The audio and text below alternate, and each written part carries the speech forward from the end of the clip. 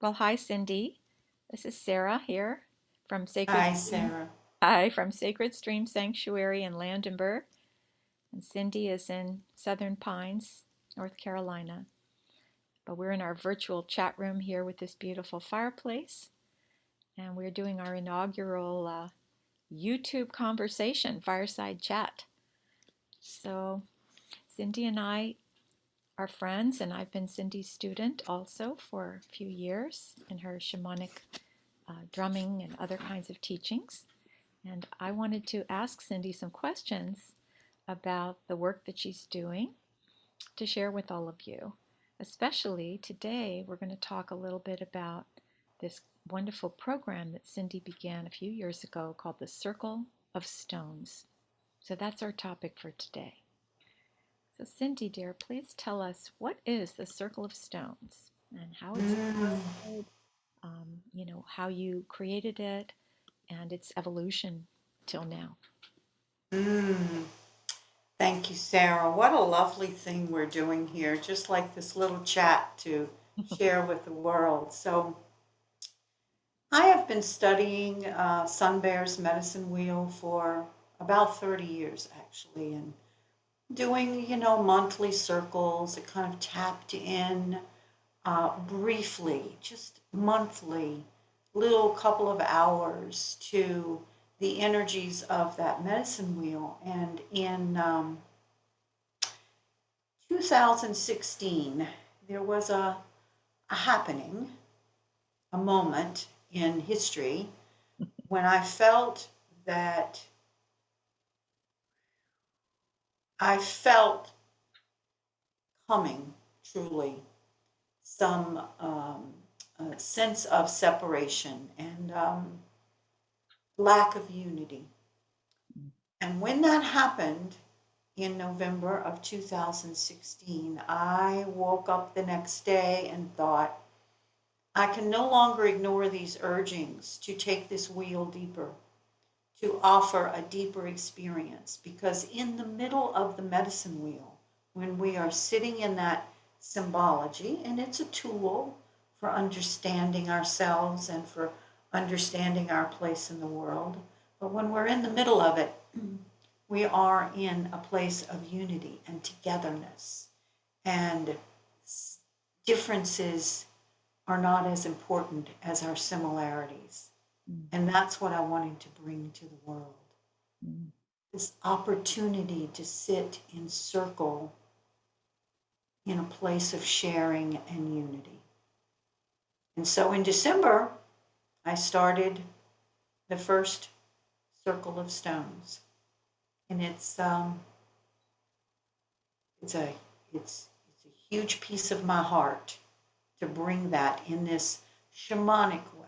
So it's I teach it a bit different than Sun Bear did, and that's okay. The symbology is the same, but for me, because I move from a shamanic perspective, I I lovingly call this a shamanic dance around the medicine wheel. Mhm.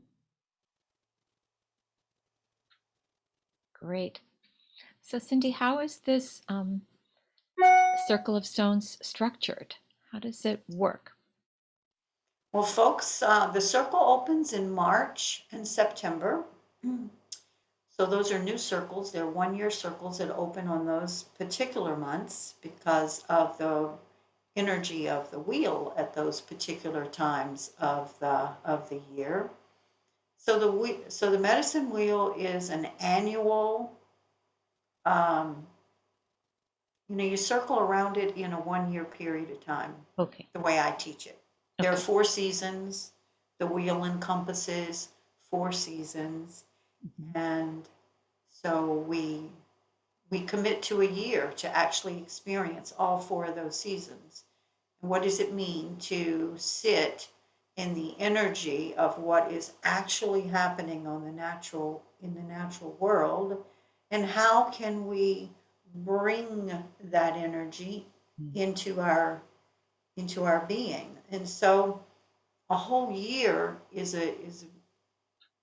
what how we sit with it. So an extended period. I talked earlier about like putting a little toe in every month for a couple of hours. Mhm. Well, this is a full body immersion, if you will, into the wheel, and we do it in a year's time. Mm. And that is structured. We're in an interesting time now with COVID. But when it first started, we spent 4 weekend retreats together, like a Friday night, all day Saturday, all day Sunday. And then on the months when we aren't retreating, we would spend one day together. And so the retreats would happen in what we call the turning months, Mm. when the solstices and the equinoxes are happening. So March, June, September, and December. I see. And then we would meet for one Saturday or Sunday a month on those other 2 months when we weren't retreating. But of course, COVID has provided us with new ways of doing things. Mm. So now I'm doing 4 weekend retreats, and then we are meeting every other week for 2.5 hours in the evening online. So it's a hybrid Mhm. opportunity now as opposed to the way we were doing it. And I don't know how we're in flow about Mhm. what the future will look like. Mm-hmm. But one thing that's really beautiful in making it a whole year and keeping it a whole year, even now, the first thing I thought when you said that was that's the natural way. So we're in a time of everything sped up, everything reduced to a couple of minutes on the phone, and by sticking to that rhythm that's still happening, the sun is still coming up the same speed it was before. We still have seasons. The earth is still going through her cycles the same way. So even if we feel as if things have changed in some dramatic ways, we're still animals and our bodies are still completely tuned to that rhythm. So it seems like a really wonderful and healing experience to walk slow Mm-hmm. through the year with you in this way. That's really beautiful. So, what kind of things do people actually learn? Obviously, they would learn the structure of this wheel, the meanings of the different um, seasons, and so on. But what are some of the things that you actually teach and the skills that happen or that are learned during this year? So we'll just use the season we're in as an example for this conversation. And we're in the winter, obviously. And so everything in the landscape, as I'm looking outside, because I happen to abut the woods and it is so beautiful here, Mm. everything in the landscape seems barren and lacking life, as an example. Mm. Not so green, no, not so many flowers. And so we use the energy of the landscape to look inside of ourselves and be curious about how do Mm. we respond to this? How do Mm. we respond to the winter? Mm. How do we respond to apparent death? The winter is in this tradition a time to go inward and to reflect. And so we use a myriad of processes and experiences to really go inward into what I call I liken it to the cave of our hearts. So Mm. where it's quiet and where it's dark, like the winter offers us. Mm. And we get curious. So what are some of the things we do? Firstly, we do understand the wheel. We have some teaching. So there's a fair amount of teaching. What is this? What is this about? As an example, in the winter is the time of the white buffalo. So Mm. what does that mean to relate to a buffalo Yeah. as a teacher? And so the buffalo gave up everything for the people, just like the trees are giving up everything to the earth right now. The leaves and Mm. the branches that are no longer viable and all of that goes to the ground and becomes fertilizer for the season to come. And the buffalo did the same, gave up everything. And the people then, much like the leaves that appear to be waste, it's it's food. It's Mm. food for what's going to come forth. And so symbolically, we just look at this white buffalo and we say, well, the white buffalo has a particularly sacred meaning in these traditions. But if we just took the buffalo that fed all the people, housed the people, gave the people bones to eat with, and so forth, what does this mean for us? So this concept of giveaway is a big part of the spiritual symbology of the winter. We Mm. give away so that others can live. Mm.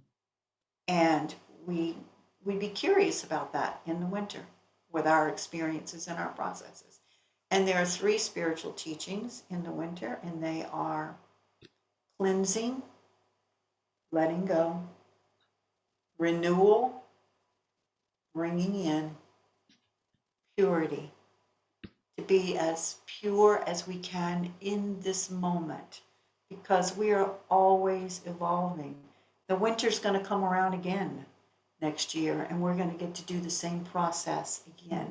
And each year, we'll have perhaps something different that we're shedding that we no longer need. So these are like patterns or historical ways of thinking that we shed very intentionally so that we can step into what is growing, what is being born, Mm. which, symbolically happens in the spring with new things popping up out of the ground. So we just look at this and say, what does that mean to me in my practical walking around world, in this Right. life that we live? And we breathe it, we embody it. Many, many embodied um, processes to bring these understandings into our world in a place other than our our cognitive.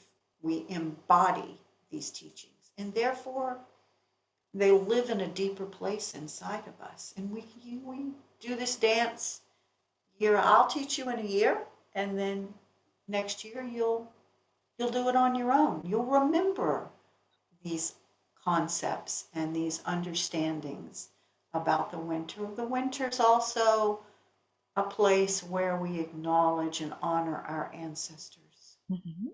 So, life, death, rebirth is very much some of the symbology and energy of the winter. Does that mean everybody dies in the winter? Of course not. But it's our opportunity to be in honor of those who have. So when you talk about embodiment, then for each different theme, as you've expressed so beautifully about winter, and for each part of the year, obviously, I guess there are different themes. What are some of the practical, experiential things that one experiences while taking the Circle of Stones? What kind of embodiment practices do you teach? Good question. So let's just use the energy of cleansing as an example. So we'll have some teaching around, what does that mean in a practical way? Um, Interestingly, the little animal being. So the wheel is so much juice. It can be very complex in that there's many things to look at in one particular month. So if Mm-hmm. we just take the month of cleansing, there's an animal being associated with that, and it's the little raccoon that is always, has its hands in the water and cleansing its food and so on and so forth. So using just the animal being as an example, because there's also a plant and a mineral and a color, so much. Mm. But if we just took that little animal, so we might have some teaching around all the complexities of this place on the wheel. And then during the experiential part of the circle, people would, they'll snuggle up. I love that word. They're in, we're on Zoom like this, and they get to snuggle into their blankies and cover up and put a little eye covering on, and then I might lead them on a guided journey through the woods to a stream where they might put their whole bodies in the stream and very intentionally put into the stream so they can see it move down the stream. They can actually see it. So it's a very intentional process.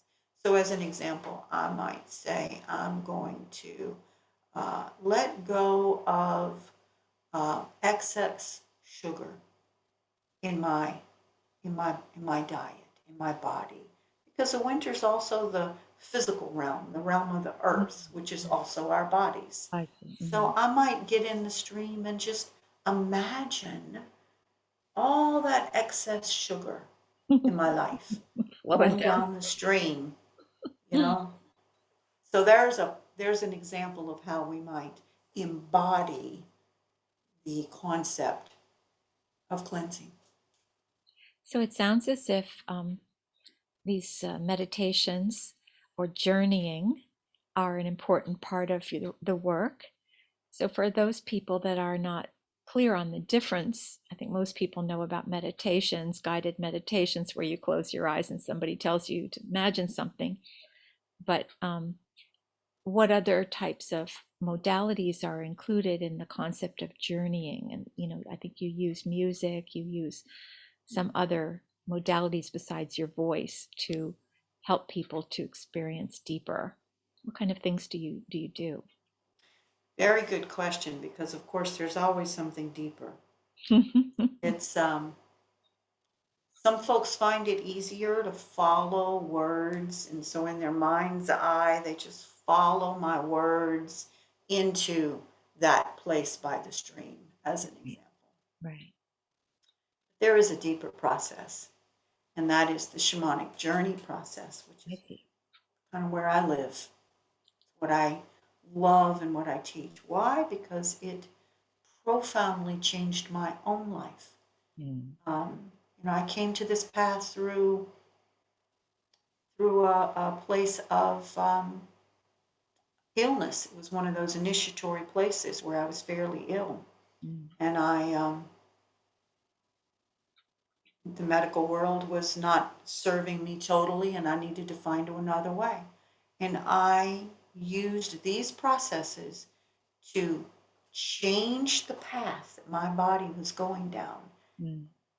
30 years ago with that illness. Mm. So this deeper process, I teach folks how to do that in something that I call self-healing through shamanic journey, which is a prerequisite to this experience. I see. And then there are 2 private sessions so people can get a feel for what is this journeying all about, and does it move me? Is it something I want to learn?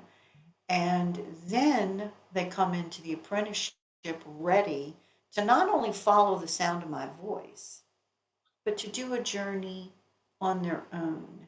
And those are so powerful because there's no framework. I'm not framing it with my voice. You are just able, because you've been listening to the drum, get into a certain, what we call, if I spoke from place of science, brainwave state. I don't really hang out in that place of science too much. I love what happens in the spiritual realm, which is that we come into a very insightful way of being. And we have an intention prior to the drum ever beginning, going back to cleansing. Um, you could you have an intention of, what do I need in my own body? What needs to be cleansed? Is it a thought process? Is it is it a way of eating? Is it my closet? The mundane. We live in this mundane world. We have to address those things as well. And Yeah. then I would drum, and there would be no real guidance other than your intention. And I drum for 20, 30 minutes, and it allows your body, your mind, your psyche, your emotions, your spiritual world to come into your own answer. So here's the distinctive difference between shamanic journey and some other ways to get this information about ourselves Mm. is these processes are direct revelation. Oh, It's direct. You just get it like a download. great. And because we get it in such a powerful way, Mm. it's impactful in a way that reading something in a book or hearing someone tell you about it, Mhm. um, we embody it. We embody that understanding and it changes us. It actually changes our cellular structure. Mm. Wow. Sounds like we become our own teacher. Mm-hmm. You're Which is my hope. you're empowering people to do the same and to become their own teacher, Mm. which makes me ask you, I'm sure there are many other skills and aspects to this, and people can learn more about this process, through your website and newsletters and so on. But you calling it an apprenticeship, so I gather then that the structure of the year, unlike these other workshops like the self-healing through shamanic journey or other experiences you offer, it's sort of a complete introduction to a skill set. That's what apprenticeship, how that resonates with me, that I would have a skill set at the end, um, that's like a first step of whatever it is you carry, and that what would I do with that afterwards? So what would I have at the end of that year, and would I be able to learn more, or what would I be able to, other than continuing to do for myself? Are there other things people can do with that stuff once they finish the apprenticeship? Well, my hope is that people will take these tools that they learn in that 1 year period of time, and it will enrich every season for the rest of their lives. They will Lovely. they will be able to um, remember these teachings, remember what is possible to understand. Mm, The outside world is actually in here. The mm, seasons are actually inside. mm. And how can I how can I look at the moon as an example after doing full moon ceremony and understanding the energy, the spiritual energy actually that's available when we gaze upon the moon? I could never look at the moon again after these teachings and not remember some of those precious understandings that I came to when I very intentionally during this 1 year looked at the moon or sang to the moon or lit a candle for the energy of the moon that lights our way during our dream time.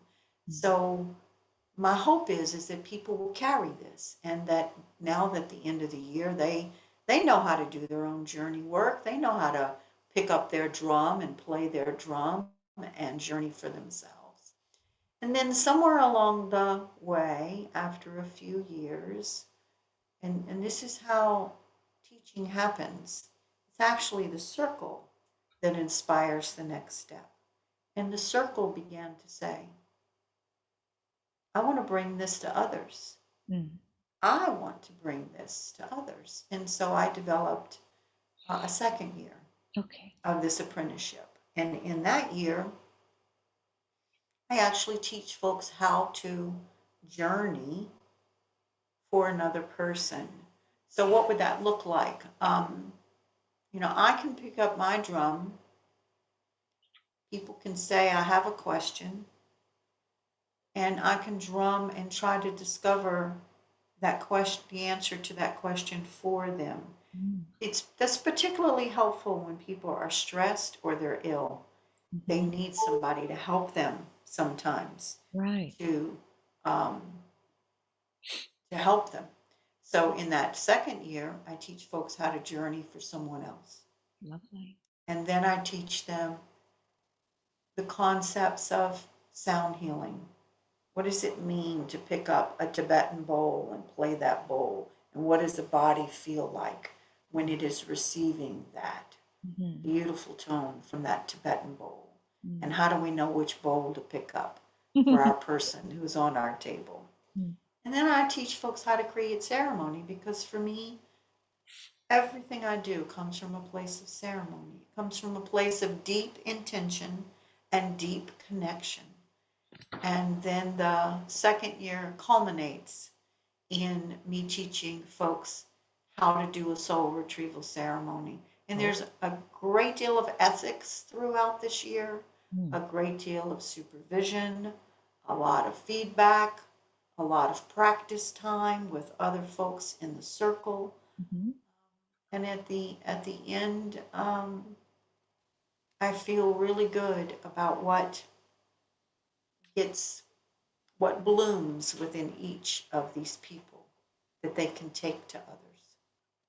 So it sounds as if it would be helpful for anybody from just a person who is curious and wants to explore this, to a person who feels they would like some deeper healing for themselves, to people that are already healers in some other modality like Reiki or, chiropractor. I don't know, anybody who does some other form of healing who would like to explore some of these tools to maybe integrate with their practice. Have you found that it serves all of those kind of people? Absolutely. The circle is comprised of so many different people's walks of life, cultural experiences, religious understandings, although this is not a religion. Um, and I love the diversity of the circle. Some folks are doing this for their own healing. I really think of that first year like a deep dive inside of ourselves to understand what moves us and what doesn't. Right. And then I think of the second year as I'm ready to bring this to others, which could be your cat.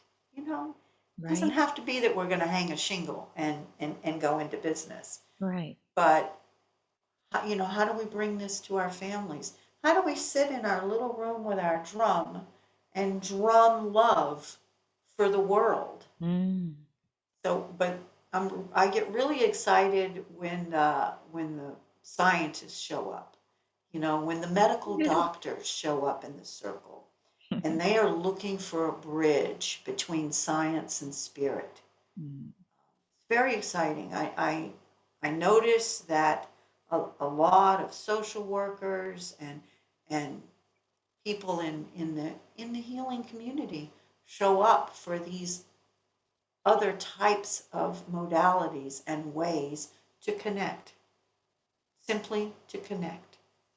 And when we connect, we increase our energy because Mm-hmm. we are tapping in to the energy of the natural world. Speaking of the natural world, so in the 4 in-person retreats, are there opportunities for people to have direct experience with the natural world? Beautiful question. As you know, there is a little community there in Landenberg, and there's tremendous sacred land there, sacred stream being one of them. And on that land, that sacred stream, there is in fact a sacred stream that you can put yourself, put your body into if you choose. There's a medicine wheel. There's many other types of little, I call them, we get to have very immersive experiences on the land because we might sit in the medicine wheel, or we might go into the stream, or we might go into the gazebo where beautiful moon ceremonies happen and feel the energy of that and experience that. We might build a sacred fire and actually, use the symbology perhaps of blowing on tobacco and putting it into the fire and watch the smoke take whatever that is that we just let go of. So there's an immersion into the natural world. There's a beautiful chakra um, uh, Pathway. Pathway. Thank you. I was looking for that. I was looking for the word. With flowers and the color scheme of the chakras, that folks can actually walk.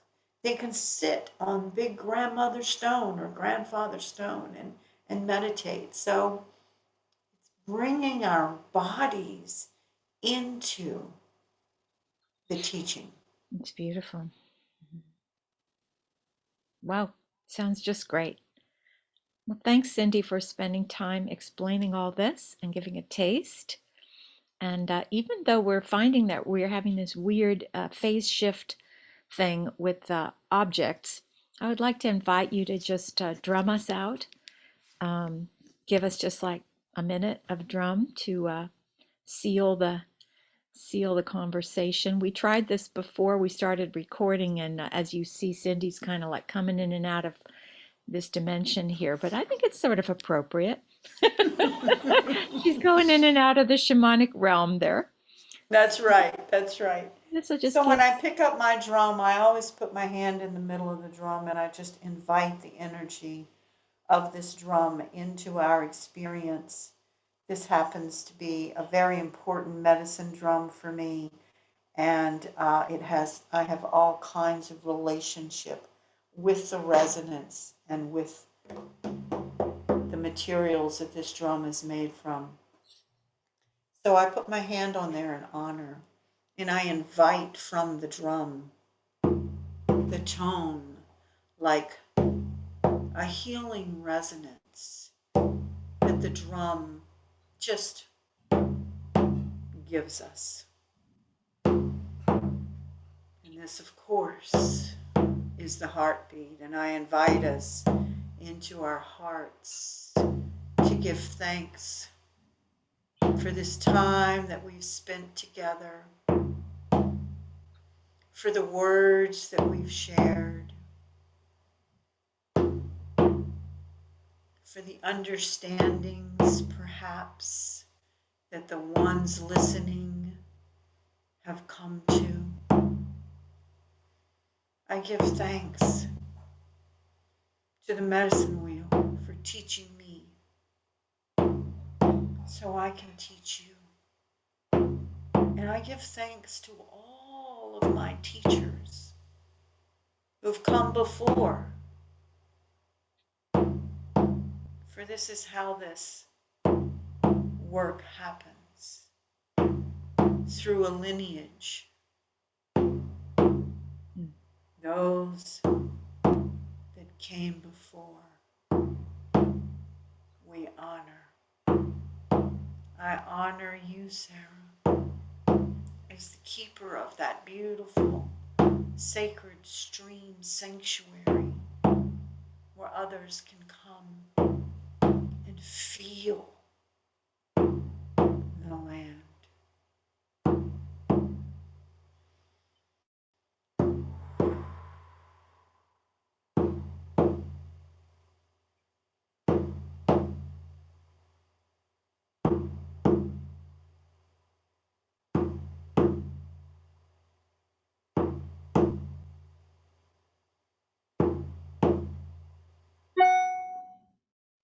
Aho. Aho. Aho simply means it is complete. It is complete.